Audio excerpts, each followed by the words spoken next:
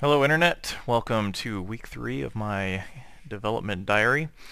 Um, Highlighting the changes that I've made this week. As you can see, there's some cosmetic differences, the first of which being my player character now has different animations depending on which direction he's moving.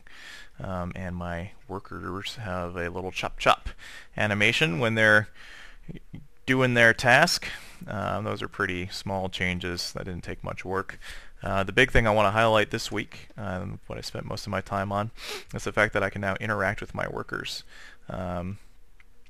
Where previously I had two very different objects for the workers, one being specifically woodcutter, one being specifically a miner, and the only thing those objects could do was go back and forth between the base and an ore, or back and forth between the base and wood, depending on what they were assigned to. Now I just have one worker that does everything, and he can be interacted with and commanded to do things.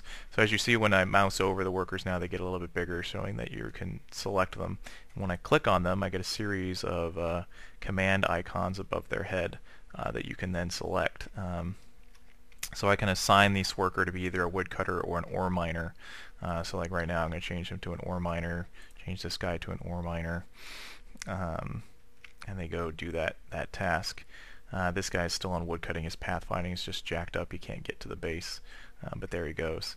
But in addition to this, what's interesting is that they will actually remember what they currently have in their stores. So like this guy's mined some ore, and I'm going to set him on woodcutting, and you'll see he'll come down here and he'll just fill up to a maximum of 10, so he only got 3 wood there, and then when he goes and puts it back, you can see he put a little bit of wood and a little bit of ore depending on what he had.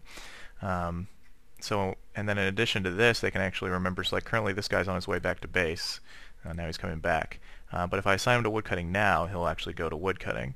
If they're on their way back to base and I assign them to be so like right now, this guy, dang it, I missed, didn't time it right.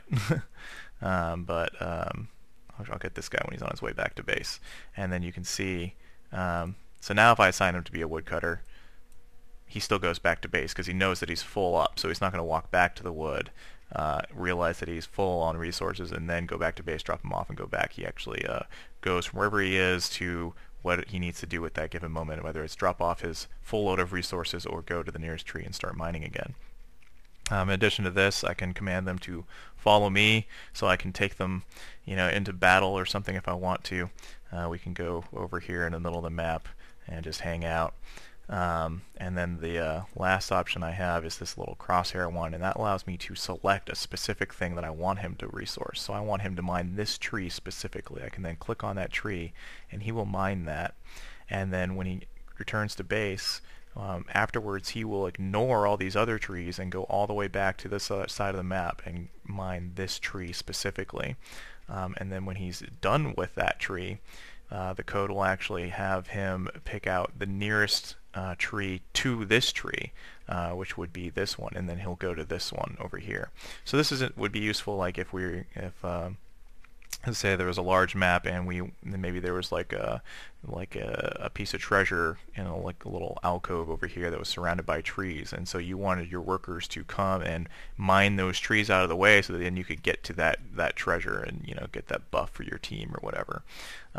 It also adds in some just the ability to kind of change the landscape as you see fit if it gives you a strategic advantage. So I think that's an interesting gameplay mechanic, and just being able to tell your workers what to do is pretty standard for any real-time strategy type game, and I'm looking for a kind of mix between those.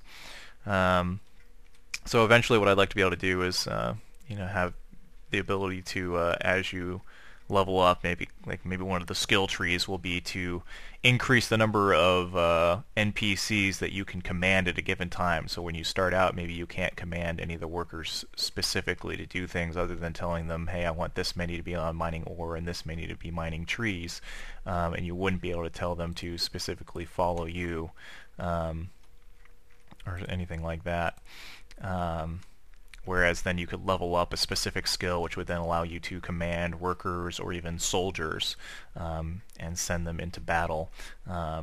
eventually I want to get a system where you can have the workers follow you, and then you can tell them to build maybe like fences or walls or dig holes or something.